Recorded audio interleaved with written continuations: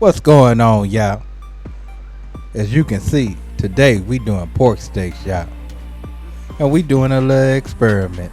So the first thing we need to do, we need to go ahead and get a little mustard on that pork steak.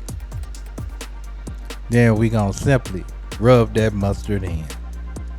That mustard is only so that rub can stick to that pork steak as well as possible, y'all. That's all. It ain't gonna bring no flavor. Don't think you're gonna be tasting mustard. And then after we get done getting that mustard rubbed in, we gonna go and rain on it with our pork rub.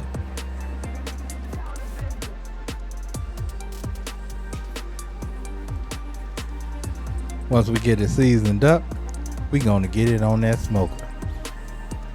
Now this is gonna smoke for about an hour until we reach an internal temp of 135 degrees. Then we gonna wrap one in aluminum foil, and we gonna wrap the other one in parchment paper, and we gonna see which one is the best. Now we gonna get this double wrapped, of course, and we double wrap the one that we put in aluminum foil also, y'all. And as soon as we get them wrapped, we gonna get them back on that smoker, and then once they reach 200 degrees, we gonna go ahead and unwrap them bad boys. Then we gonna put a little barbecue sauce on it. Now this is optional. Now if you don't want sauce on yours, you definitely don't have to put sauce on yours. But if you don't want sauce on yours, go ahead and bring yours up to around 210 to 220 degrees, and you can go ahead and put it off. But anyway, we gonna go ahead and get this sauce on, and we gonna get it back on that smoker.